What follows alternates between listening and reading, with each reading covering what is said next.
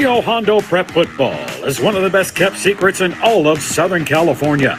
As one of the smallest enrollments year in and year out, the Cares have won 16 CIF Championships and have been one of the most successful programs throughout their history. Welcome to A Charge to Keep, the official podcast of Rio Hondo Prep football. And now, bringing you the latest news and content from his alma mater, a CIF champion in 2001 from the class of 2003. Here's your host, Matt Hersema.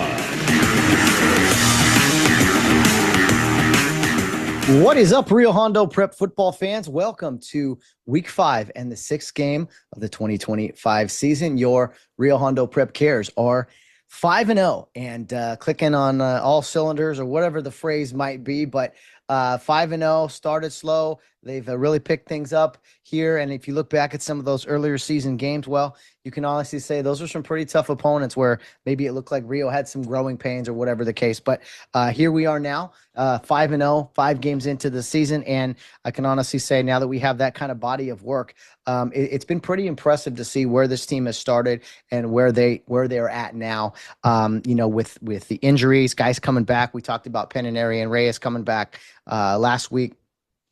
Making it all the way back to the field for those guys.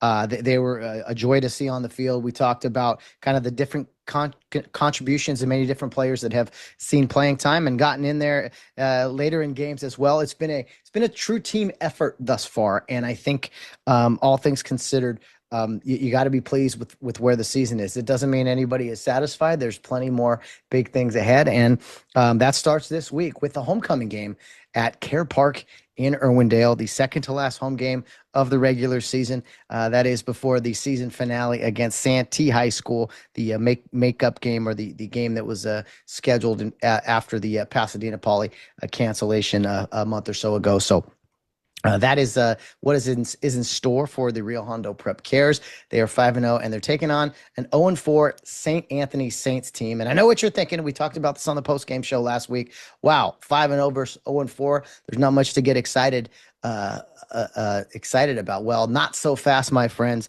as the great Lee Corso would say. As I said, kind of on the weekend, it's maybe the ultimate trap game. 5-0 versus 0-4. A lot of distractions with homecoming. There may be, the inaugural just happened, so I don't know if they still do a homecoming, formal type of event or something after the game. But there's everything going on there. The game feels a little different. There's a lot of different people there. The Care Youth League girls performing right for their coaches who are going to be all dressed up, and just a lot going on. And also, obviously looking ahead to Texas next week, where Rio Hondo will play 2 time zones away in the great state of Texas. And so before we get to all that, though, you have an opponent in front of you that you must always respect at Rio Hondo. We talked last week about kind of maybe getting a little disrespected before the game.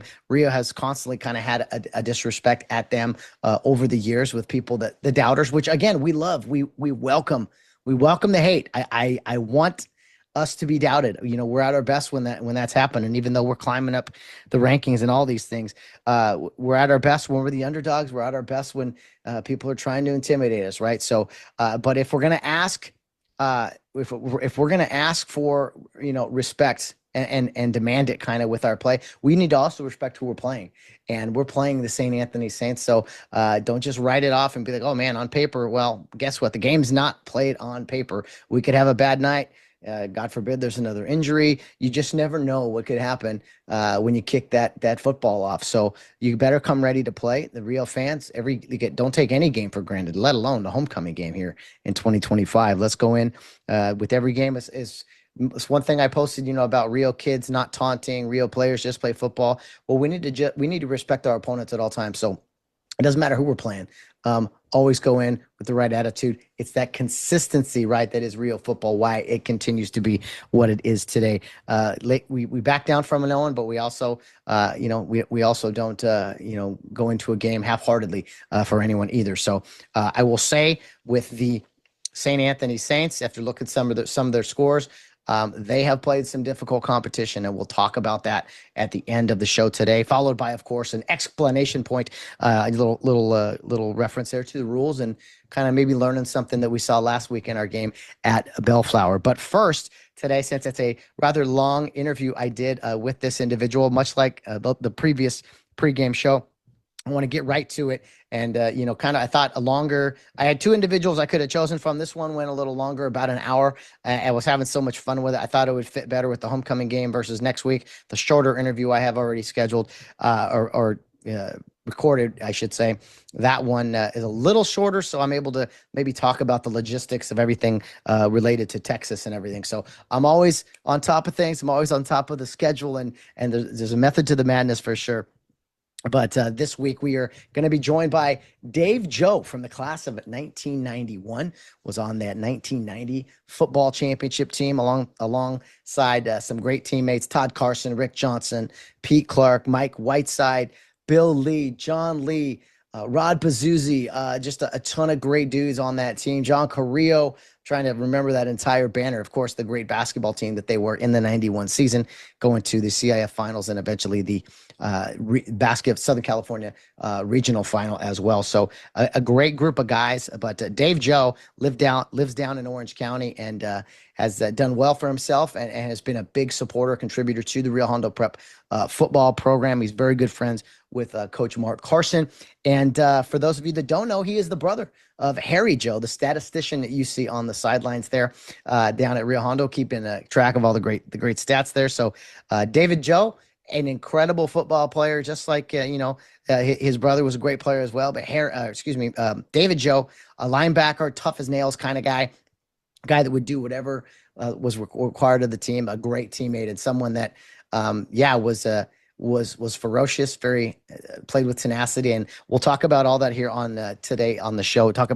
We've already recorded it, but you guys will hear that today. So I can't wait for you guys to hear this interview to kind of get you in the right frame of mind for the game this week, homecoming game on Friday night. I think for those in the early 90s, those of you in the early 90s and maybe the mid 90s, late 80s there, will enjoy this conversation with David and, kind of get you in the right frame of mind and take you back a little bit, back in time to Dave Joe's experience and just kind of everyone who was experiencing Rio at that time. So I will step aside right now. I'll be back, though, at the end of our interview with some thoughts on the St. Anthony Saints and an explanation point, as well as maybe my just random thoughts on homecoming. I promise it won't go more than 5 or 10 minutes. About an hour conversation here with David Joe that I want you guys to enjoy. So I will now step aside and let you guys listen to our fun chat that we had about a week or so ago. And I think you guys will really, really enjoy this one. All right, here he is from the class of 1991, David Joe. Okay, joining us this week is a very special guest, Dave Joe from the class of 1991, won a championship at Rio Hondo as a football player back in 1990. He is a big-time supporter to the program and very good friends with head coach Mark Carson. Dave Joe, what's going on, man? Good to see you. Good to see you. How's life down there in South Orange County, right? Yeah, South Orange County, been down here since 1999, so it's been close to 25 years. Everything's good. Thanks for having me on, Matt. Appreciate it. Great job you're doing promoting the school, the program, and I think what you've done has just been priceless, I would say. Well, thank you so much for that, Dave. We all contribute in our own ways, and fortunately, I'm able to carve out some time to do this. Can't do much else, so I figured, well, let's do. Sometimes, Dave, I feel like on the podcast, I say it all the time. I'm like, guys, I just state the obvious here. I turn the camera on, I start the music, really, pretty much as far as the symbolism of Rio football, and I kind of just, in my opinion, I'm just telling a story that has needed to be told for a long time. And it's really been a great story the past few years. You know what I'm trying to say? I do, but I do think you have a great skill at it. My recollection is you were a journalism major, if I'm not mistaken. Yeah. Communications, public relations. Yeah. Public relations, communications. So I do think, maybe there was a little telltale sign back in your college days there, Matt.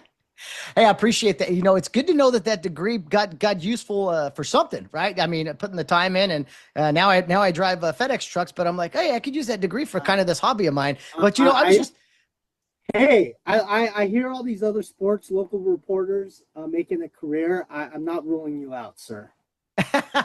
Hey, appreciate it, Dave. You know, I'm just following Mark Carson's footsteps. You know, one of my good friends as well, and he went to Fullerton. I went to Fullerton, same major. We studied. We both had this interest in, you know, sports media, basically, and we had no idea that our paths were destined to do this weekly show together. And it's just funny, right, Dave? How life works out sometimes. Yeah, you just never know where it's going, and it's same with me. I'm a father now. Get a little personal. Instant father, so to say. And a lot of people may not know this. That's listening that knows me, but I did get married 2 years in no 2023, so almost 3 years ago. Um, and my wife had a daughter at the time, but now I've legally adopted her, so she's my Oh daughter. wow.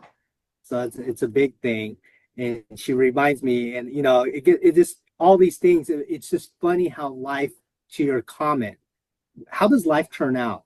And Mm, I know a lot of your guests tell the story of how they got to Rio and how they got to care, and it really comes down to a chance decision that my mother made.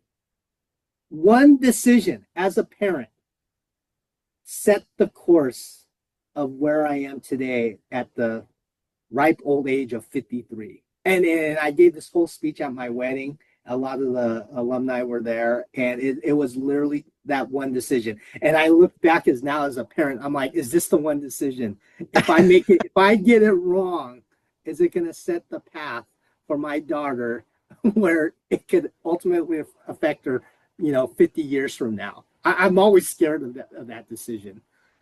Hey, you know, to tie it into football, Dave, which I know you love and I love, and I just kind of I like symbolism and thing. Think of like those decisions. That's like an offensive coordinator, maybe defense too. You and me, defensive guys, but like one play call, one that could change the shape of a whole game, or in this case, a live. But congratulations, by the way, on the marriage and the new family. That is spectacular. Thanks for sharing that. And hey, the pressure's on, Dave. You know, make those. You got to make those great play calls.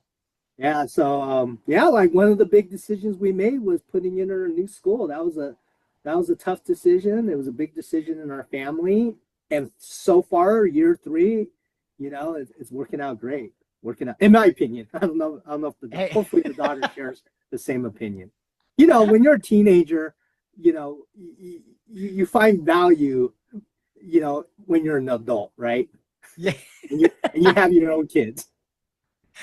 Takes a while, I guess. But yeah, that's interesting. You're getting right. Let me see. How do I phrase this? An instant father, you said, pretty much a teenage daughter immediately. I mean, that's like getting called up to varsity as a freshman, Dave. You know what I Yeah. mean? Yeah. Luckily, when I started dating my wife, she was 10. So it's the perfect age, preteen. You still have that sweet innocence, no teenager seeping in yet. And you build that connection. So I had the benefit of those first couple of years.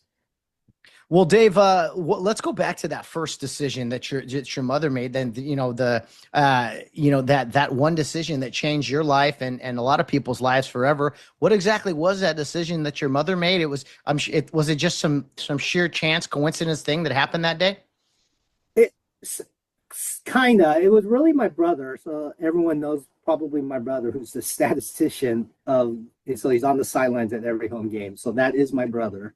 Um, and he had a friend at the local public high school and elementary school. He was 9, I was 8, and his friend wanted him to join him in Little League. It happened to be Care Youth League. So my brother came home, asked my mom, like, can I play Little League? And my friend's playing it. And it was a friend that lived right up the street from us. So my mom actually knew him. Her only condition for my brother to be able to play was you had to take little brother. Because my mom, to her credit, did not want me to stay home and do nothing. So you got to take little brother. I wasn't, I look back, I didn't know what sports was. I was raised by immigrant parents. They were not they weren't indoctrined at that time in the American culture, even that they've been here for like 6 years now. They still aren't. So I didn't grow up knowing about sports, and so this notion of, well, you got to take your little brother, and I'm like, where am I going, Mom? Like, I'm gonna do what? I don't even know what this is. So that was the decision, and she didn't give me a choice. She just said, like, if you want to play, you have to take your little brother. So she gave my brother a choice, didn't give me a choice. Like, I was going. Like, if my brother's going, I'm going.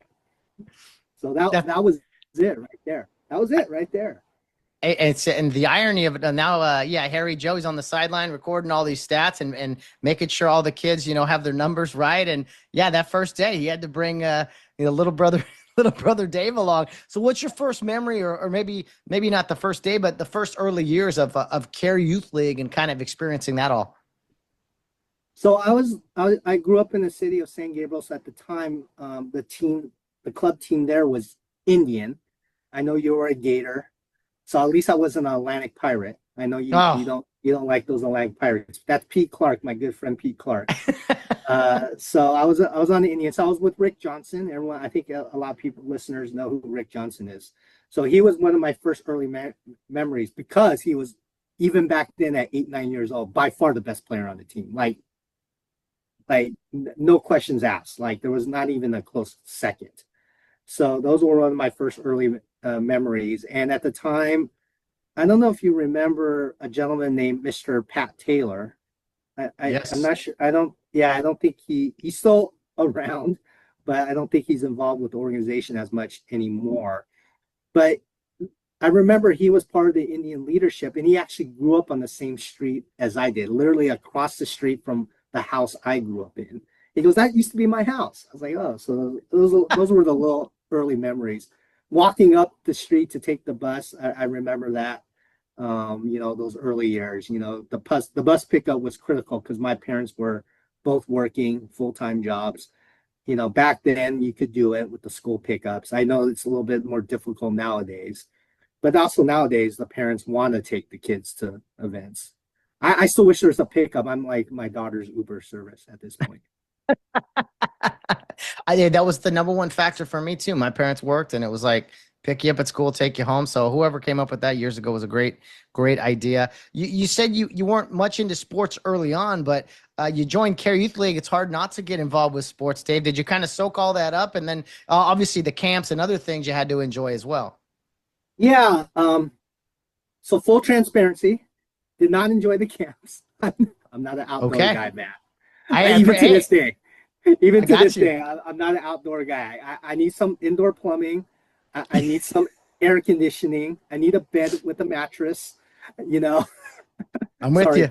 Sorry, Bill Lee, another good friend of mine. Yeah.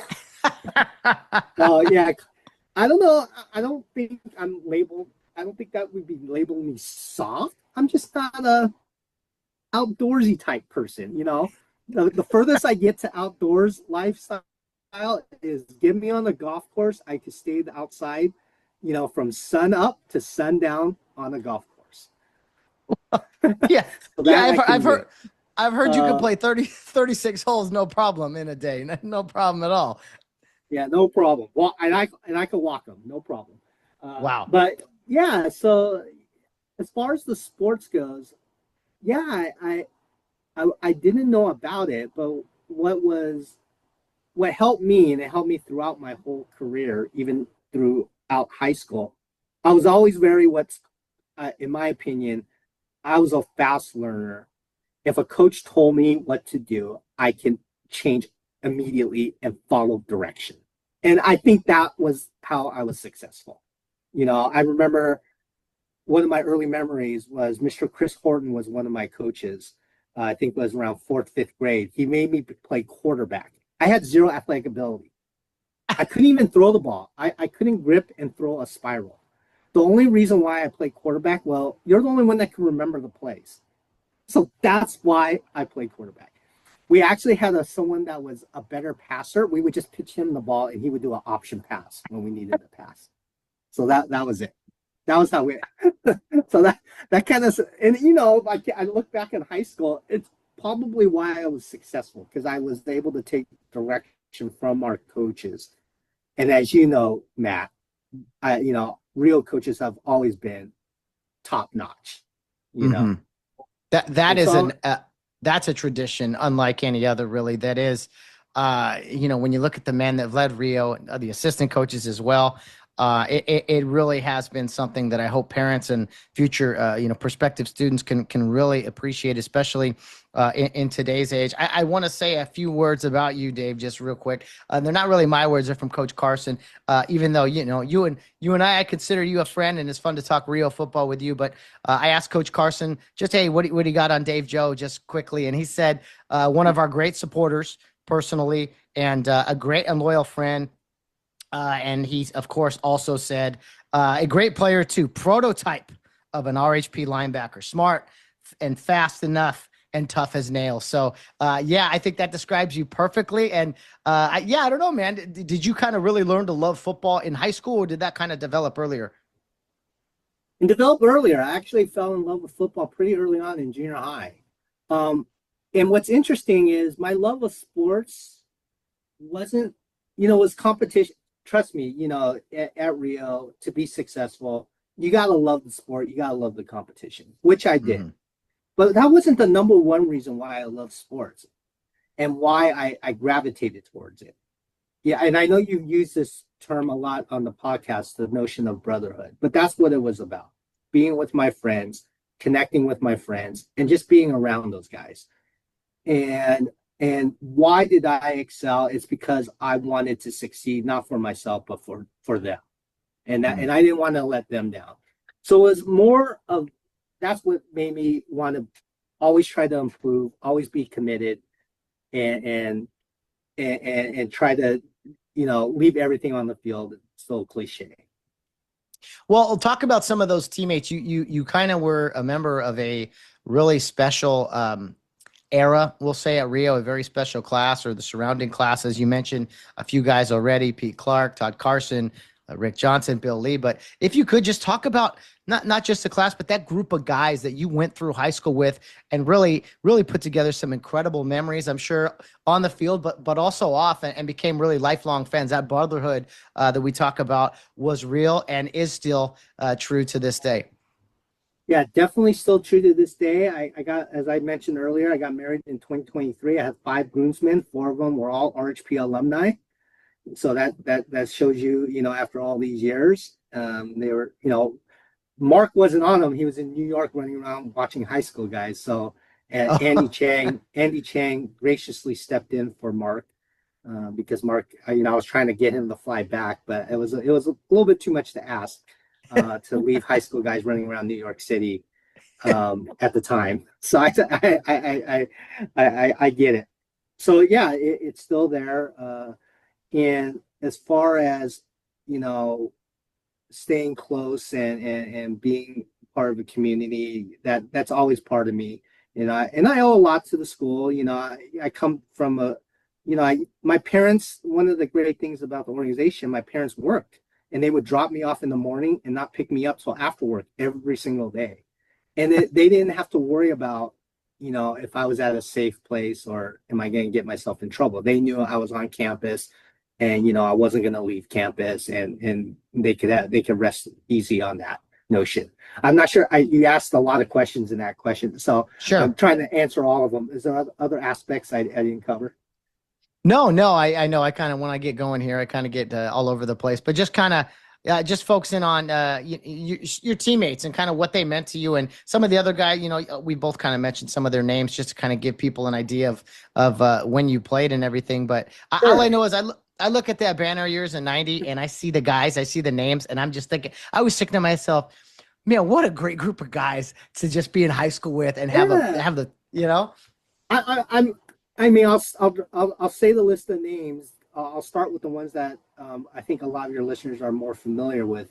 Rick Johnson, Todd Carson, who's Mark's older brother, right? And then Rick's kids went through his 2 sons went and played football there. Um, Bill Lee, John Lee, Dr. Jeff Fairley. We were all playing on the same team. So those were the core guys that most of your listeners probably would know. But one of my closest friends that I grew up with, and he lives right down the street from me, is Rod Bazuzzi. So he was also part of that team, and Jeff Valdez, John Carrillo. Those names may not be as familiar to your listeners, but they were great guys that were in my class. So those were kind of the echelon. I apologize if I left anyone out. I already mentioned Pete, so I'm not going to say him too many times. Oh, Pete. Yeah, John Lee, our good friend up in Oregon. Trying to think, the brother of Bill Lee. Yeah, I see that list. Obviously, and Mike Whiteside. Mike Whiteside, he was on the show last year, had an appearance. Yeah. We got him to come on. That was a lot of fun. I just see that group, Dave, and I'm just like, you guys must have had the time of your lives in high school. We had some great times. I feel like I'm aging myself, but you had Scott Moore on. You say he was number 4 title, and then I think the school's up to 16. I'm like, oh my goodness, I'm old because we were number 5. So like we're way back there. I'm like, I'm that old. We didn't even get to the double digit. Like I was like, so we're probably the beginning blocks. Wow. The foundational legacy. I mean, now they're going to call us legacy teams. I'm like, oh, that feels old. One of the great memories I had was Coach Ken Drain. He was really the coach that brought the glue and really for our class in particular. He was our junior high coach, 6th, 7th, and 8th grade. He thought he was going to go up with us to high school. It did not happen, but then by the time we were sophomore year, he did eventually become head coach. So that was a great special memory. So we were literally, our class wants to take credit that, we were the first, we were Coach Ken Drain's first varsity team, quote unquote. So that was, and it's going to be in the Hall of Fame, so please publish the induction details. I haven't heard that. Yeah, I will definitely. I believe it's October 21st. It's like a Tuesday, I think, a luncheon, but we will try to get with our resources here, try to get as much content about that as we can, because it's a big deal. And Coach Drain, he's as humble as can be, but it is the most well-deserved Hall of Fame induction, in my opinion, for all the great work he has done. I say this all the time, Dave. I miss playing for the man, playing under his wings, but I feel like that shadow is with me everywhere I go in life. A head coach, that Coach Drain is watching over you or wanting you to do your best when your best is required. Well, let's embarrass Coach Drain if he's listening. So how you have listeners, that would comment on how intense he could get on the sidelines as a coach, right? Yes. I just want to caveat, as each year later in his career, he got more mild. So you can only imagine year 1 and 2. That's all I have to say. Bright red. And at that time, they didn't have Pete Clark sitting next to him to keep him calm. I think if I'm correct, and I may not be, but I remember Chris Horton ended up sitting next to him during, I think for sure our senior year. I'm not sure our junior year. I think they only did that so he wouldn't get as many technical fouls. That's my embarrassment. Got to keep him in the game.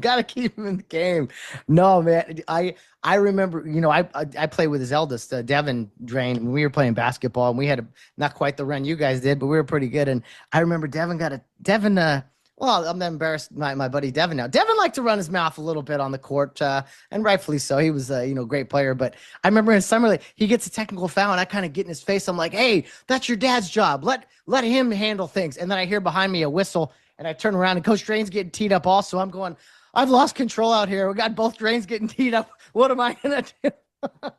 Yeah, so a lot of great memories, but I don't know if it's the same for you, Matt, or your other guests, but my daughter just interviewed me for a school project, and one of the questions was, tell me one of your fondest memories. And she naturally thought I was going to say one of my sports memories, but I think a lot of our fondest memories is tightly correlated to one of our sports events, but at the root of it's not because we won the championship. It's not because we won that game. Most of our fondest memories is stories like we were just telling. It's the people, it's the connections, it's how we spent time together and what we did and what we accomplished as a whole, not just this one victory. That's yeah, very well said. You know, we talk about the banners all the time, but one reason I like having the podcast is to hear the stories behind the names on those banners and kind of to relive the memories. You know, we're at the 20th anniversary of the first 11-man championship in Rio's history, which is just hard to think about. Like in 2005, no one could think we could do it, and we finally did it. And so it's moments like that I state the obvious sometimes where I'm just like, hey, let's talk about something that happened, that let's relive it a little bit. And so let me see, where do we go from here? We talked about Coach Strain. Let's talk about Coach Mark Carson. We'll kind of bounce back to some old days, but I want to just, how did you and Mark Carson, he was a few years younger than you, how did you guys form this really special relationship? So I first, obviously, I knew Todd. So Todd was my class. We grew up so many years together, and Mark was an afterthought. Even when I went to Todd's house, Mark wasn't around, and Todd had a lot of siblings. I actually was closer to Todd's older brother at the time, Dave Carson. I think a lot of your listeners know who he was. So I was a freshman. Todd's older brother, Dave, was a senior. We had to practice against them. So that was no small feat. I have many stories practicing against Todd's older brother, who was a monster himself on the football field. So I didn't know Mark, but when I was a senior, Mark was a freshman. But when I really started noticing him was on the '87 trip. I happened to listen to Larry Pollock's podcast, and he told the story of the '87 trip. All true.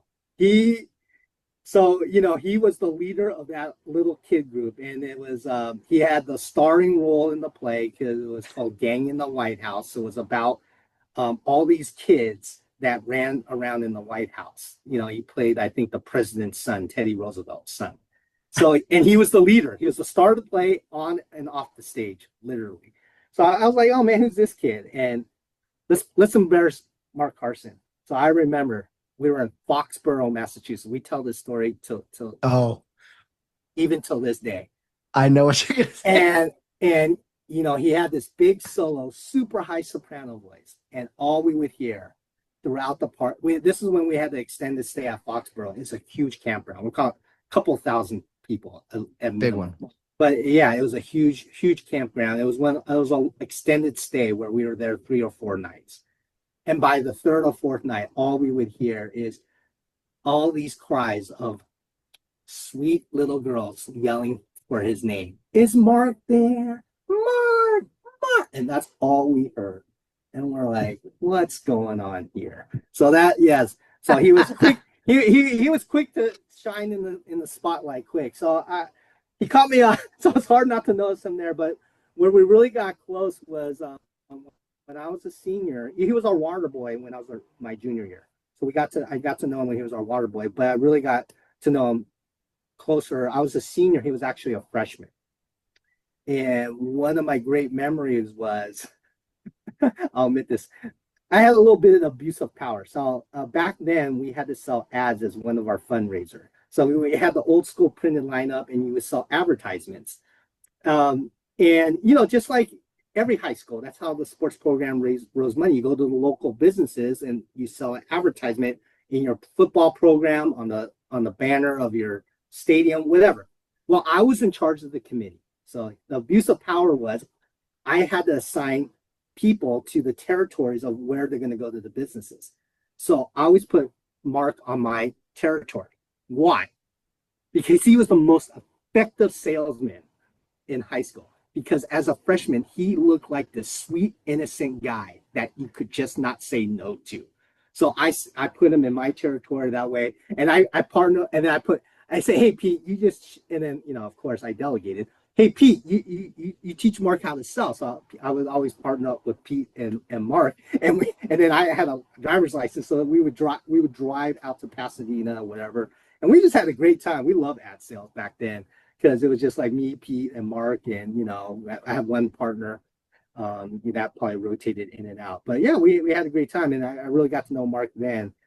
And then I say once he started coaching high school, me and him got really, really close, because I've always wanted to help Mark achieve his vision. I believed in the school. When, I say to this day, it's why do I think I'm successful in my professional world, in my career, is not because of what I learned in the classroom, but it's really about what I learned on the field, and not just on the field, Matt, but the whole essence of leadership training, right? That's what Rio is about. Rio's is more than just a brotherhood. They also trying to develop leaders and be leaders in their community. So all that leadership skills, and I wanted to support that and find a way to give back. And so I partnered up with Mark as he was early on as he went into high school coaching, and we just stayed closer and together, and the friendship has developed from there. Yeah. It's a special bond. It's noticeable. I've talked to Mark countless times over the years. He started coaching in high school when I was a freshman. So we kind of developed that early. But yeah, I know that you've been a great supporter, contributor to the program, Dave. He's so appreciative of you and all you've done for the school. I think we want to support our friends, or we kind of when we dream big, right?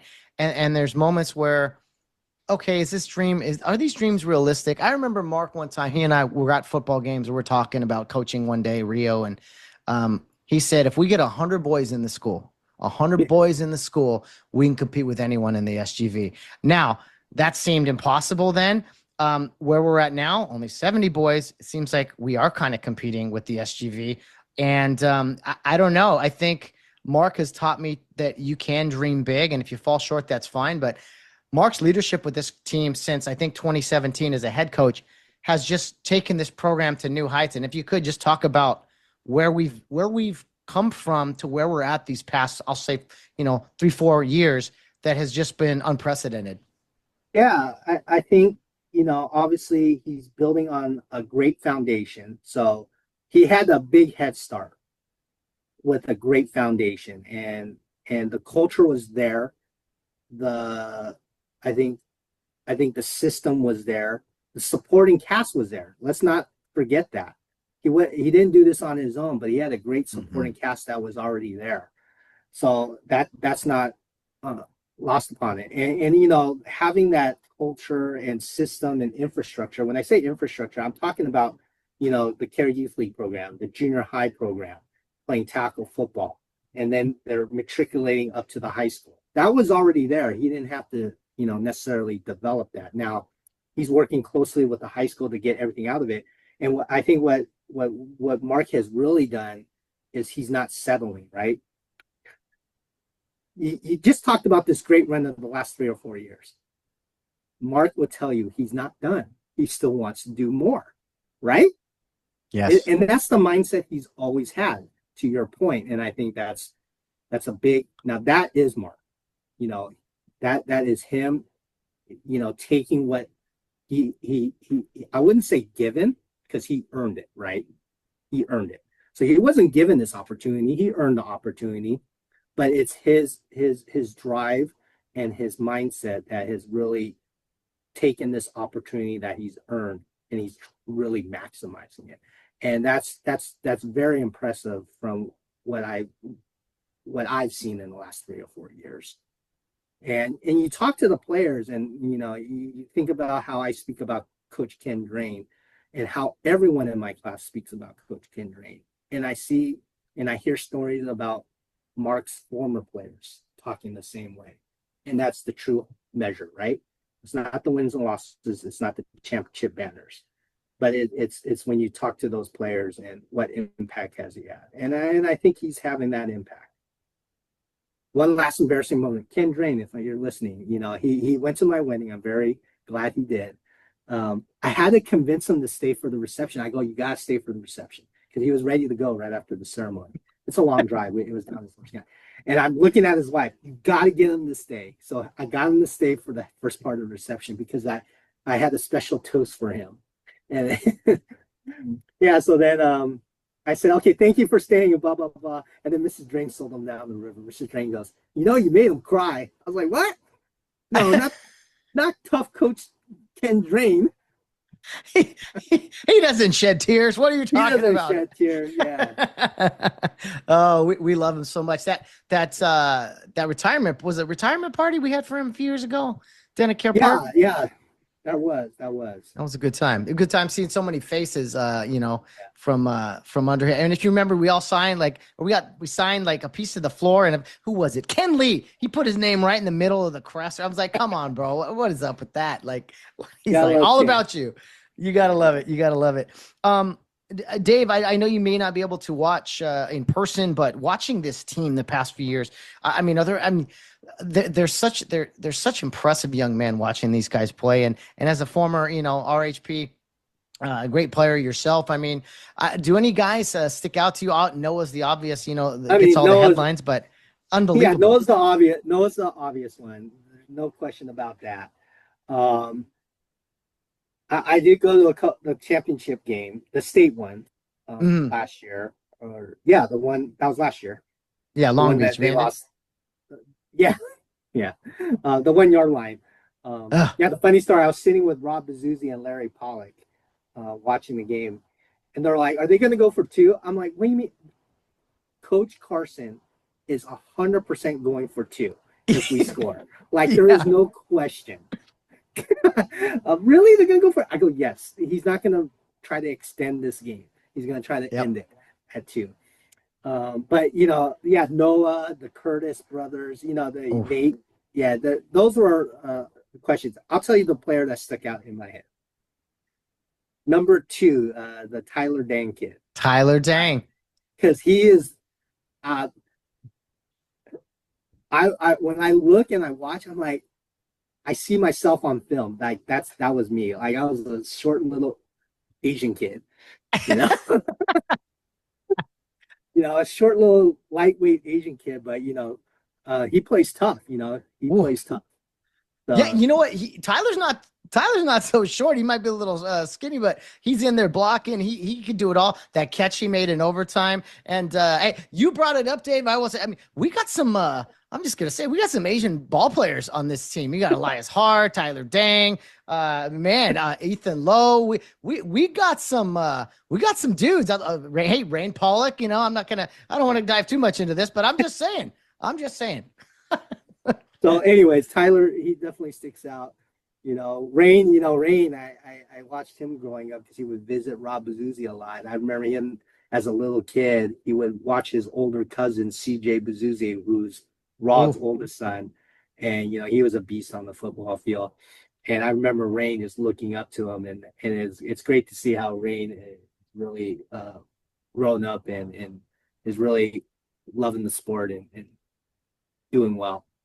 yeah, Rain is funny. He's got that like big smile like a lot of these guys, kind of goofy, whatever, but man, he can lay the hammer. He there's a switch in these guys, and he is a physical tackler, and you gotta love seeing that, man. Kind of the goofy side and the manners, of course, and then boom, that helmet goes on, and it's a different thing. You can relate to that, right? Yeah, 100%, 100%. Like it's a great time. I hope they enjoy it while they're still playing. It does 4 years goes by quick, but you know, you just and I know you always end the podcast with last final words, so I'll save it for that. But it's a short time is what I always try to tell people. It goes very fast for sure. It definitely, and I know the parents can relate to that. We kind of going back to, even before high school for you. I love talking to people about this just constant cycle of Rio football. You go from being the kids to, oh man, we're gonna be in high school now, and then all of a sudden you're in high school. Speaking of it all going fast, when you were in elementary or even junior high, was there any player or maybe a couple of players that you looked and saw play Rio football at outings or something, or were like, that guy really inspires me, or maybe it was a couple different guys? Yeah, when I started going to Rio at fifth or sixth grade, however you want to call it. It was a weird system back then. But I remember the high school team at the time was Pete's older brother, Paul Clark. I remember watching him play, and then Dave Guerrero. So it was that time, And I remember Dave Grohl's 25, and that's one of the reasons why I picked 25. I was like, because I remember Dave Guerrero, and I just missed the 82, so I didn't watch the 82 team. But I remember watching films of it, and I would watch Joe Parker, and he was 25. It's one of the reasons why I picked 25, because of Joe Parker was 25 and Dave Guerrero was 25. So I was like, oh, I want to be 25. Because I actually, when I was in junior high, I did a lot of coaching with Joe Parker. And then when I got into high school and I watched old films, I was able to see Joe Parker play. So, and so Joe and I actually got really close when I was coaching with him when I was in high school. Yeah, he got me out of a couple of homework assignments with his buddies. I remember that. It's like, oh man, I got. It's like, what? You got to do homework? I go, oh yeah, I got to go do. It's like, oh, let me go. Who's your teacher? I was like, blah blah blah. Let me go talk to him. He got me out of a couple of homework assignments. I remember that. It's a much more rigid school with Dr. Keeler at the point at the helm now. Yes, Dr. Johnson runs a tighter ship there. Oh, Dr. Johnson. Sorry, I still know her as Dr. Keeler. Dr. Keeler, yeah. He was in my graduating class. So I knew that's right. So I knew her under her maiden name. See, there's so many connections there. You graduated with Dr. Johnson, Marcia Keeler. You mentioned Joe Parker, who is now our girls basketball, girls softball coach. Talking about doing an amazing job. Turning that right? girls basketball and more importantly that softball program to what it is today. I mean, wow. I know this is a football podcast, but Joe has done whatever. I know we spend a lot of time talking about Mark and the football program. In my opinion, Joe has done the same on the girls' side of things. Yes, no, he has. And just the details of it all, and he's a very humble guy. I've asked him to, come on, and he's private. He wants to, doesn't love the spotlight. So that's just him, humble Joe. And who else did you mention? And Dave Guerrero. For those listening, that's the Dave Guerrero who runs our sideline camera. And I recently posted some videos of Scott Moore running the ball, Dave Guerrero running the option, and so this Rio family, this connection, this cycle, the circle, it runs so much deeper than you think. And all the connections in it, Dave, are just unbelievable sometimes. Yeah. So, like I said, I have Harry's my older brother and his son, Matt, Joe played, and it was great watching him. So, they were one of the early years in 11 man. Now, unfortunately, I think he broke his foot twice. Oh, man. Twice. I think that's unbelievable. That was a heck of a player. And he wore 15, which I always loved. I love seeing 15 on the kid. Well, that was my brother's number. I told him to wear 25, but he chose my brother. I like Mr. Joe. He and I talk a lot on the sideline during games. So, Matt Joe is a great player. And we talked about your heroes there. And you know what? I think one beef you have to have with Coach Carson, though, Dave, is that he hasn't scheduled more games down in South Orange County. I mean, for you and Rod Bazuzi, you guys want to come out and watch Rio, but we got to get you some home games. Yeah, that'd be nice. It's tough to find good matchups down here. Yeah, well, it's a hotbed of football. Yeah. Wow. I mean, there's some incredible football down there. So you can play my daughter's school, but Rio would probably kind of Yeah, you think so? My daughter goes to Capistrano Valley Christian. They're not known. Oh, okay. Yeah. Capo Valley Christian. Yeah, that's actually a pretty good program. St. Margaret's, it was a home game for us 2 years ago. St. Margaret's is, yeah. Really? Carson Palmer down here now. Yeah, Santa Margarita, alma mater. I mean, it's pretty impressive. But if hopefully, we'll be on the road probably, and we'll probably end up down there in some way or another. So for the playoffs. Before I kind of wrap things up, Dave, and kind of what Rio football means to you and all that, I think you are extra qualified for this. I love paying tribute to those who've come before us, especially those who are no longer with us. Coach Randall Johnson and Coach Gary Lunny. Coach Johnson, the head coach for a long time, the father of Randy Johnson, the current offensive coordinator, and Gary Lunny, defensive coordinator forever, as well as many other things. He's the father of Tim Lunny, who does a great job taking photos for us on the sidelines. I would love just your thoughts on those two men who really took Rio football into another level, and they're no longer with us. But I think both of their traditions of excellence are with them. Whoever you want to start with first, and then the next guy after that. I'll start with Mr. Randall Johnson first. Randy, who's the offensive coordinator there. You Yes, there's no mistaking they're cut from the same cloth. You know, that dry, snippy, I would say, sense of humor. So, you know, he was obviously a mastermind, just like Randy. Mr. Johnson was a mastermind. You know, always prepared us well, had a great game plan. You know, and then what he did on those summer trips was so much work. Yeah. You know, to organize all the itinerary and get all those campgrounds to let us stay for free. I mean, that's a tribute to him. And then he would know every turn in America, you know, every little road in America. You know, there's because back then he's driving the bus with no GPS, Matt. There is no GPS. Yeah. Yeah, you're just going. But you know, one of the things that it sticks in my mind, he had two jokes for me. He always say, David joke. David joke. David Joe. That's good. Yeah. Yeah, I like to kind of push my buttons, you know. And then he always called me, hey Jojo, because my dad's name is Joseph, so he's known as Jojo. So he would sometimes call me that. Hey Jojo. Those are some of the funny memories I had about Mr. Johnson. But yeah, he always took care of us and always knew exactly what he wanted to do.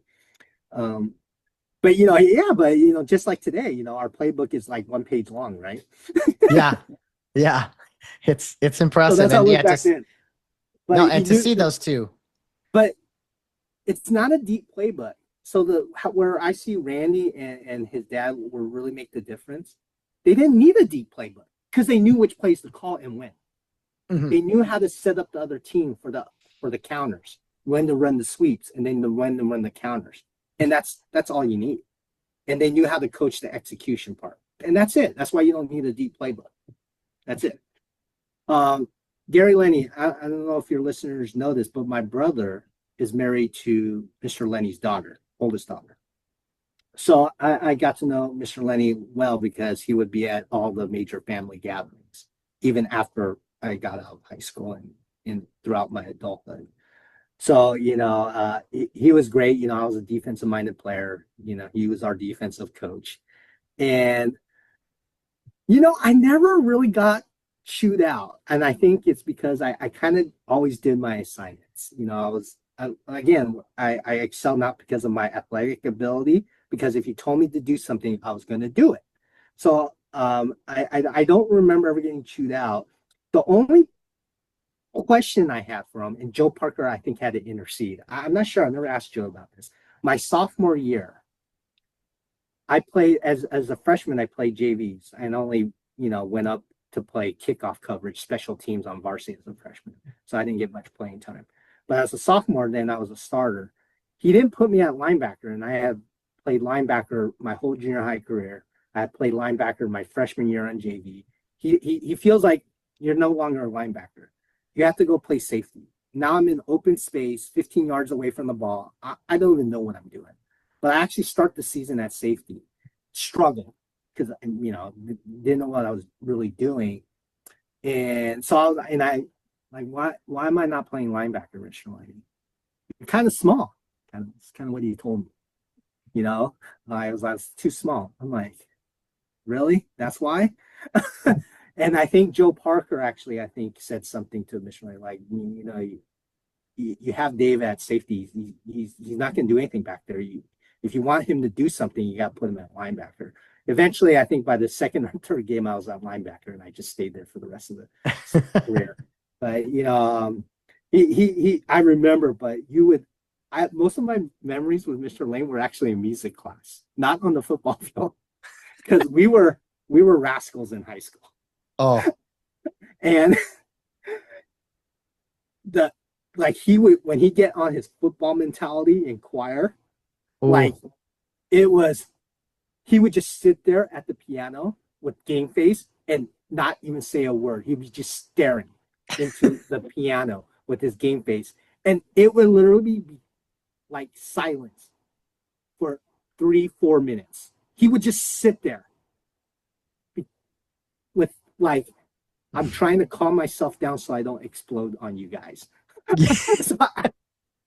I remember like in the junior high band, like I remember like he would just like, you guys are out of step. You guys are I just remember, so a lot of my memories were actually music with Mr. Lenny. Like he was like he brought that football mentality to choir, he brought that football mentality to marching band. And Well, we were football players. We were not singers, we were not marching band. So we couldn't execute in those arenas like we were on the football field, Mr. Lenny. Well, I believe your sister-in-law, Lindy, carries on that tradition. She wasn't a football coach, but it's in her blood, and I think the current students understand with the way she brings the energy there to choir and things like that. So thank you for sharing all But that, that's what David. I'm saying. I mean, clearly, Mr. Dowd, Mike Dowd, and Mr. Johnson and Mr. Lane, and Mr. Orkhampton, they were clearly set the foundation. And, Mhm. Coach Ken Drain took it, and now Mark has just accelerated that. Good stuff. So, yeah. Dave, we'll kind of tie it all in right here at the end. If you could, I want to talk, kind of what you do now in your life, career wise, and maybe Oh, how did Rio Hondo kind of prepare you for all I that? feel like that's the boring stuff, Matt, but Well, just, give us the cliff notes. I'll give you the little snippet of the one small decision because this was the heart of my speech at my wedding. So it starts with my mom making me go play Little League, which was Care Youth League. That led to my mom didn't want us to go to public junior high. So naturally, there's a school called Rio Hondo Prep that's affiliated with Care Youth League. So I end up going to Rio Hondo Prep again because my mom decided she didn't want us to go to junior high. So that was decision number 2. I knew about Rio, like Dusty Lane, Pete Clark, they're all trying to get me to go to school, but I was like, I'm just like happy where I am. So it leads me to Rio Hondo Prep. Rio Hondo Prep, we beat Faith Baptist in our senior year in CIF Championship game. So just keep that in the memory bank. Oh, Fast forward to Cal Poly Pomona. I go to college, Cal Poly Pomona. Here's my degree. I major in accounting, and I want to go work for a top-notch accounting firm. So they come to the school to interview. The recruiter comes to the school and says, "Hey, I'm looking at your GPA. You're not making the minimum requirement. How'd you get the interview?" That was his first question. I said, "Well, what's the minimum?" He said 3.5. I go, "I don't have 3.5." They're like, "No, you got 3.3. I said, "Hey, listen," and I give him the whole speech. Like, I'm a full-time employee. I'm working 40 to 50 hours a week. I don't really have time to study. So I explained to myself, but I had one other thing on my resume that's not really part of the story, because what really broke the ice in that interview wasn't my accomplishments in college. I have one significant accomplishment that got me in the door. It wasn't my GPA. But I represented a school in an academic event, and it was a national event sponsored by this accounting firm, and I did well. And so I said that speaks for my GPA above and beyond. Don't ignore my GPA. One of the classic interview questions is, tell me a time where you had to set a goal as a team, and how did you go about accomplishing that goal? Very common question in a interview. I said, well, can I go back to high school? And the recruiter goes, I don't really like when candidates go back that far, but go ahead. So, it's already not going great, this interview. So I tell them about how we lost in the semifinals, and we were ranked number 1 as juniors. And we lost on a 42-yard field goal in 8-man football. 42-yard field goal, 8-man football. I don't know how that happens, but we lost in the semifinals to Pasadena Poly. And I go on to explain, okay, so as a team we came together, blah blah blah blah blah, and we beat the championship, and blah blah blah blah. He goes, oh, what school do you go to? And then he says, well, did you play any other sports? I said, yeah, I played football, basketball, and baseball. He goes, varsity? I go, yes, varsity. He goes, well, normally you don't play all those 3 sports as varsity. He's probably looking at me like I'm like, small Asian kid back. Yeah, we played varsity. I was like, well, I went to a small private high school, so you probably never heard of it. He goes, he goes, well, where'd you go? I go, Rio Hondo Prep. He starts smirking and smiling. At that moment, I go, based on your facial expression, you've heard of the school. He goes, yes, I have. I go, really? He goes, yeah. I go, no one ever hears of this school. He goes, when I was in high school, we used to play you guys. I go, really? I go, what school did you go to? I went to Faith Baptist. And I said, you know that story I told you about the football championship game? He goes, yeah. The school we played was Faith Baptist. And then I started naming the coaches of Faith Baptist. I started naming some players at Faith Baptist, and he knew all of them. And I think that's what got me hired to the internship at Arthur Anderson. The dots are still connecting. Arthur Anderson led me to my first CFO job at Western Dental. And now I've been CFO in the dental sector or space for the last 25 years. Wow. So I am here because of my mom made that decision when I was 8 years old to join Care Weekly. That's how the dots align to where I am today. So what am I doing today, Matt? I'm a accountant is what I tell people because they don't know what a CFO is, of a mid-sized dental company. And I've been in the dental space for the last 25 years serving in the capacity of a CFO. So that's what I've been doing. Well, you could not make that up. You could not write a script better than that. The truth is stranger than fiction sometimes. And we understand it to be more of a Providence type of thing, but thanks for sharing all that, Dave. I knew that some people would really appreciate that. Yeah, you just never know where tomorrow will bring and what it will pave a way for you for the next 25 years. So in closing, if you could, Dave, we've talked a lot about Rio Hondo football, and that's what the podcast is all about. We're in the middle of the season here as we record this, and I would just like your thoughts on why Rio football is special, what it means to you, and why guys like you, alumni, still follow it to this very day. Yeah, I'll build on the theme of your podcast of brotherhood. To me, it's more than a brotherhood. It is truly a family. You know, I know even after years could go by, we could still pick up the phone and call each other in need, and they will be there. There's no doubt in my mind for that. If I had to call Rick, Mark, Pete, any of those guys, they would come to me if I needed to. And I hope they would call me if they ever needed something, because I would be there. And to me, that's more than brotherhood. It's really family, and that's what I think. I stress this to my daughter. She gets tired of me talking about real culture, by the way. I was like, if you don't shape up in school, we're going to move to Arcadia and you're going to Rio. So I'm what I stress to her all the time is build those connections now, because you never know. These could be lifelong connections. They're moving away. Like her best friend just moved away to Texas. It's not working there. I'm like, stick with it, keep going, keep with it. But I think to the current generation of real football players, that's where you're part of. It's not, and then yes, the present and your peers are the most important. But look at us, Matt. We're say decades apart. Unfortunately, we're a decade apart, but it's as if we grew up together, right? Yes. 100%. Well, it's and that's why I say family, because if you think about family, it's generational, right? Family is generational. So that's why I'm trying to broaden this brotherhood concept. So to the current players, it's really about you're part of the past, present, and also the future generations. So it is a multi-generational thing. And I think that's the difference of Rio. Like you said, I listen to your podcast a lot. Every coach, every school, we're going to build a culture of brotherhood. We're going to stick together, right? Everyone says that. But can they do it multi-generational like Rio has done? And I think that's the difference maker.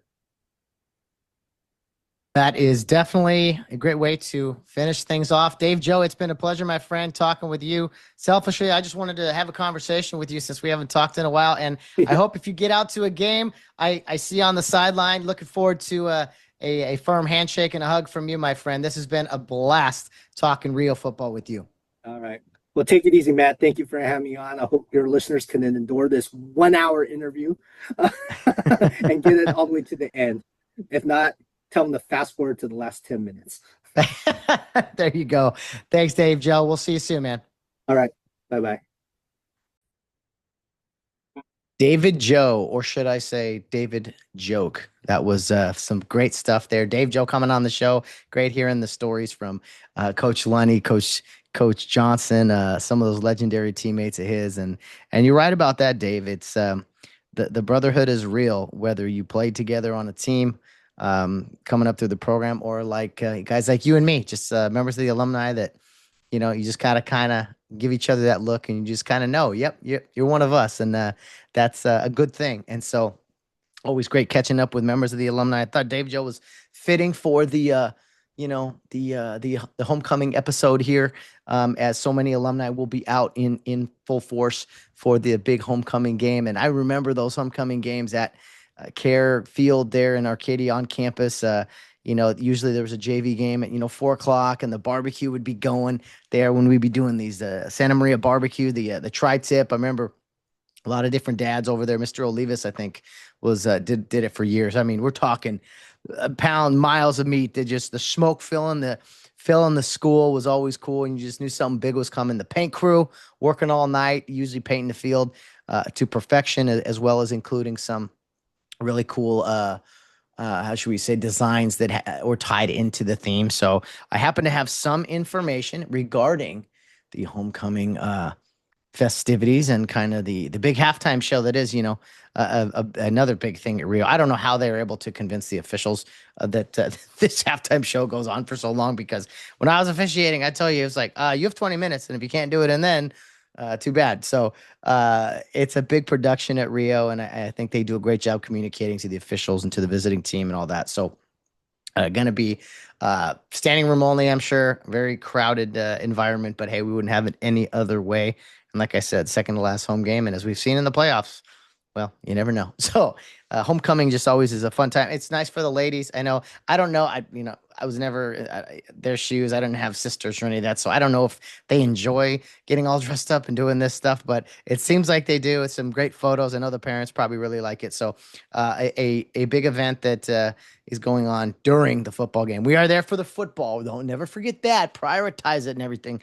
But no, we're here to support the ladies. And, will there be 5 different crowns? 5 different ladies will be crowned, 4 princesses and the homecoming queen. So maybe like last year, Sam Montez, last year's homecoming queen, came on the show. Maybe we'll have the queen on once again, and maybe another football player too. So that seemed to be fitting for the homecoming podcast. So we'll see what we can do here, throwing things together last minute on the show. I told you guys about preparing for all this stuff, and I'm happy to do it. I'm very happy to do it. It just does get to be a little chaotic at times, but again, happy to do it and talk with Coach Carson and the players and everyone. It's just, you guys seem to love this stuff, so that's a big reason I do it. Okay, let's see. The hats came in the other day, by the way. I mentioned that, so I'll be shipping those out to the handful of you that requested that, and to the rest of you, I should have those at the homecoming game on Friday. So you know where to find me, usually on the sideline there. Although I might get kicked out of there if for that halftime show that is a big deal. So I'll bring a bunch of hats on Friday to those that have sent me some contributions, and there'll be should be a few while supplies last. Some opportunities to pick some up in person if you would like, but just a little infomercial there. Let's look at the St. Anthony Saints coming to us from Long Beach. And like I said, when you look at their schedule, I'm going to rattle off some names here, and you'll be like, oh, I see why they're 0-4. Not because they're not a decent football team. They've taken it on the chin here in 4 games in the 5 weeks of the season here. They had a bye week, it looks like, in week 0, and they've played the last 4 consecutive weeks. So they opened on the road at Lakewood down there in Long Beach, Lakewood area. That's a tough opponent. That is no easy way to open the season. They lost that game 35-14. So not really a blowout, but not really close either. But first game of the year playing a quality opponent like Lakewood, that's 35-14. Okay, you kind of know where you are at that point. In week 2, they went on the road to Louis Zamperini Stadium, where Rio Hondo went last year, and they took on the Torrance Tartars. And you know what? Torrance took it to them 45-7. We have seen how good Torrance is the past 2 years, kind of splitting those two matchups last year and the year before, both of us winning a championship 2 years ago in Division 9 and Division 10. So Torrance, a very good football program, especially on the road. Their first 2 games for St. Anthony were on the road at Lakewood and at Torrance. So no easy way to open up their season. They then hosted Summit, which I believe, I'm trying to remember where Summit, if that's up in the high desert. They lost to the Summit Skyhawks 21-0. Summit is in Fontana. That's what I thought. So Summit went all the way out to Long Beach to take on St. Anthony and came away with a 21-0 victory. So you're seeing a constant with St. Anthony, kind of that decline in points, right? Only 2 touchdowns, 1 touchdown, no touchdowns. So kind of struggling offensively, but again, against some quality opponents. Defensively, I mean, you're giving up points, but I mean, the last 2 games here, 21-0, and then last week, 28-13, their closest game of the year. Let's see, 15 points. So maybe not the closest. Yeah, it was the closest. They lost by 21.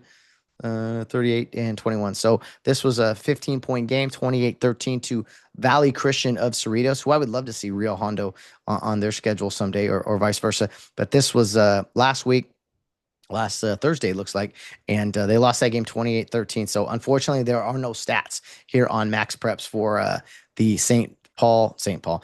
Anthony Saints. Who do wear purple out there, purple and black, or purple and gold, I think it is. And it was during Rio Hondo's baseball championship in 2019. They played at St. Anthony in the semifinals. So I think that's the last time maybe the Cares and Saints squared off in any competition, but I could be wrong with other sports and the girls stuff, of course. By the way, rough week for the other teams in the Rio Hondo.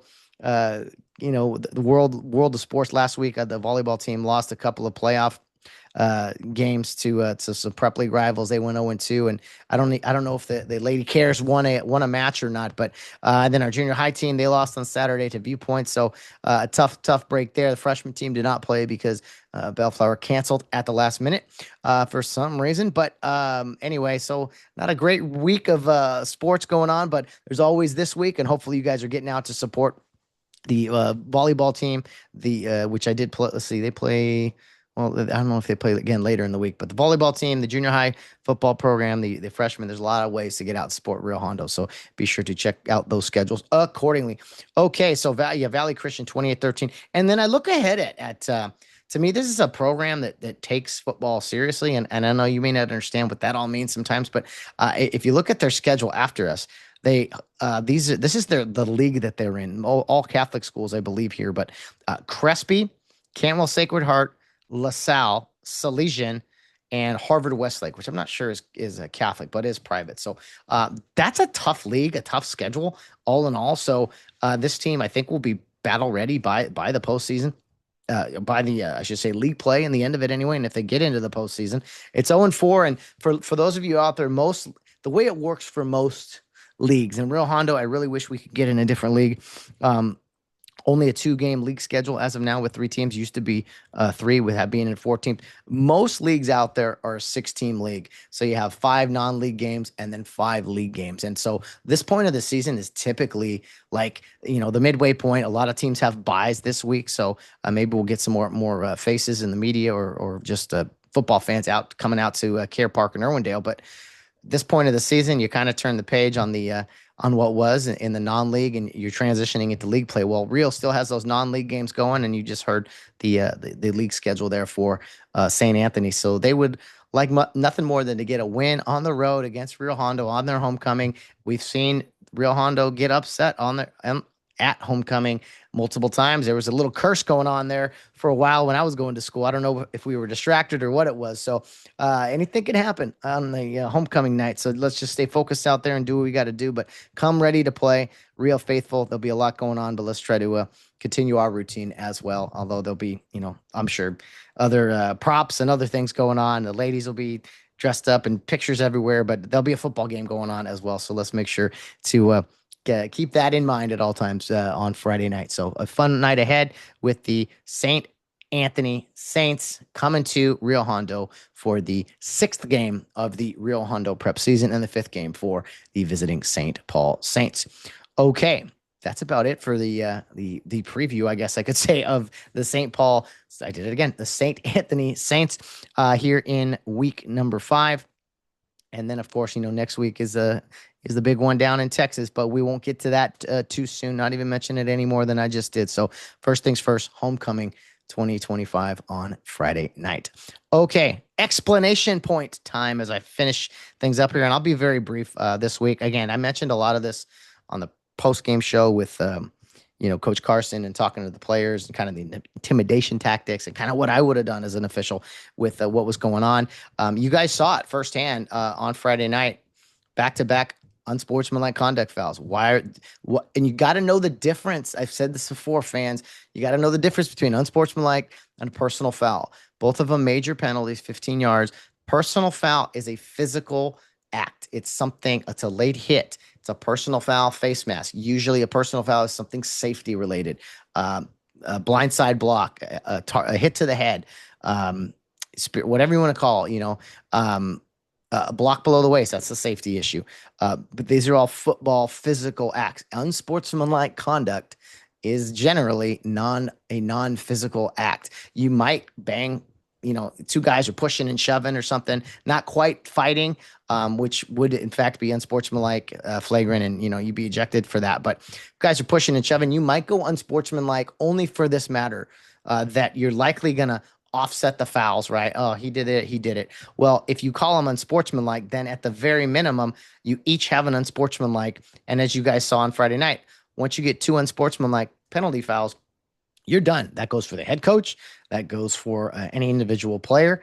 What we typically did, I'm surprised at the beginning of the game, it didn't quite get to this point, but when the teams ran out there, the fact that the coach was at the forefront of their little taunting maneuver, I don't even know what to call it, their little intimidation tactic. As an official, if you wanted to, you could in fact flag, like this happens with, like, if an assistant coach is mouthing off, boom, flag on the bench, sportsmanlike conduct. That counts for you, the head coach, as one of, we're giving that to you because this is your sideline, and we may not even know who said something. You're responsible for your sideline. Therefore, this is your first. And if there's another one, it will be yours and you will be ejected. So I don't know if that's technically how it's still done, but I think you do have you do have some jurisdiction in that regard. But one of the kids on Friday night, Bellflower, he mouthed off to the official, again, something not physical. Boom, the official threw the flag. For some reason, he thought he was kidding or he could keep going at that point. It was so malicious or so, vulgar or whatever. He threw another flag immediately. So it had to be something pretty serious, not just, oh, come on, ref, if you know what I mean. So some serious language involved there, name calling, whatever. You guys you read between the lines there. But unsportsmanlike conduct, if you get called for one as a player, and you can get it for taunting, you can get it for showboating, you can get it for, just barking at the official, barking at the team. Like typically it's something verbal, but it could be something, you're dancing, over celebrating, whatever. So just keep in mind to always pay attention to those. I hate when someone's like, that was a personal foul. It's like, you mean unsportsmanlike conduct? There's only 2. Just think of how they sound too. Unsportsmanlike conduct. It doesn't say unsportsmanlike physical foul, physical, personal, personal foul. That's a late hit. That's, anyway, I'm just educating here, right? I'm a little tired as I always am when I record these, but let's know the difference between those 2 things. And unsportsmanlike fun, personal fouls, you can get a few of those in a game, right? You shouldn't. At some point, you may want to consider, if a guy's being really dirty or something, you may want to toss a guy, but automatic 2 unsportsmanlike conduct fouls, and you are disqualified from a game. So let's not go there, Rio. I don't know. I can't remember the last time. Maybe we even had one of those, but let's do a good job of continuing to not, falling into that unsportsmanlike culture that I talked about. And I don't think I have to tell our guys that or our fans or anybody, but it's just something to always keep in mind, because you saw last week a team that was a little out of control from the beginning. They got put back in control by the officials rather quickly, which I applauded them for. And Rio Hondo, we didn't have to do much. We just played football, right? And enjoyed. And we had I think, one penalty or whatever it was. And we played hard but clean, and I think that is a really big thing. So on that penalty, I asked it with the official, by the way, it's one of the only times you're going to see both fouls enforced. I've talked about this before. Live ball foul followed by a late hit. So a live ball and a dead ball foul, you would enforce both. This case, it was 2 back-to-back live or dead ball fouls that they did enforce both penalties. And it's so that you can't just get a free shot on you won't enforce 2 of these. So yeah, I'm going to call you, whatever. Maybe my teammate will say it so I don't get my second one. But anyway, dead ball, unsportsmanlike, both were enforced. And that's why we went football math here, friends. We went from the 45. Where were we? We were at the 40-yard line when the play ended. So you do it all in order of occurrence. 15-yard penalty, right? You go 15 yards, 40 to the 25. Well, now we can't go another 15 because it would be more than half the distance to the goal line. So that's why they went from the 25 to the half the distance, 12 and a half. So it was not a 30-yard penalty. It was a 27.5-yard penalty, if my math serves me correctly, or back-to-back penalties. So that's what they did and why they ended up where they did. And when I saw it, I went 12 and a half, right? And he's like, carry the one. Yep, 12 and a half. 15. Can't go the full 15 on the second one. So that's just how the ball ends up where it is sometimes. Hopefully that didn't bore you and gave you a little bit of insight as to penalty enforcement, behavior, conduct, misconduct. Let's continue to do a good job out there. And I know we give the officials grief, not a lot, but there are times when we do. And I got to applaud the officials on Friday. They did a heck of a job, not just with that, but I thought the game in general, they kept control, and you let us play, let both teams play if they wanted to, and not run their mouths and all those things. So anyway, good stuff. I know there was a kind of a weird kick formation that happened that we won't get into. We all make mistakes, and I think that was just a lack of focus on from all of us, because even us on the sideline, we're like, wait, what's going on here? So anyway, that's your explanation point for this week, and I hope to see you guys all out at Care Park in Irwindale for another homecoming game here at Rio Hondo Prep, and the 6th game of the season as we go into the second half of the regular season. 5 games in, 5 more remaining in the regular season, up as we hopefully will qualify for the postseason in a few weeks. Nothing is guaranteed. I know you keep seeing us climb the rankings and all these different, Twitter opinions and this and that. All we can do is play football and end up where we don't choose the time and place of our battles. We just know we want to be there and perform well. And hopefully, we'll talk about the postseason down the road, Texas down the road. But for this week, let's focus on the homecoming game, the sights, the sounds, soak it all in. Let's play hard. Let's play smart, as always. And to the faithful out there, enjoy it. It's another game that will be in the books before you know it. So Rio is home for second to last time this season. And I told you in August, man, it's going to go by so fast. And I can honestly say that now as I sit here recording this episode, like, man, where's the time gone? So anyway, we'll see you guys Friday night. And I have been told, I know you probably don't believe me at this point, I've been told a lot of the issues with the NFHS network hopefully are behind us, and things should be much better. And we should be good to go on Friday for those that are out of town and want to be able to watch online. All right, guys, we'll see you Friday. Rio Hondo Prep hosting the St. Anthony Saints, 5-0 versus 0-4. But you never know what can happen here on the gridiron. Let's come to play. Let's come focused and throw those records out the way. Let's control. We control on and off the field, and it should be a fun night ahead. Some good food too. I'm from what I've been told, we're gonna have all the amenities of the Care Park will be represented. All right, enough for me, guys. We'll see you Friday. Thanks for tuning in, and as always, your friendly reminder: Rio Hondo Prep Football. Humble in victory and gracious in defeat, because we always have a charge to keep. A charge to keep I have, a God to glorify, a never-dying soul to save, and fit it for the sky. Arm me with jealous care, as in thy sight to live, and oh, thy thy servant, Lord, prepare a strict account to give.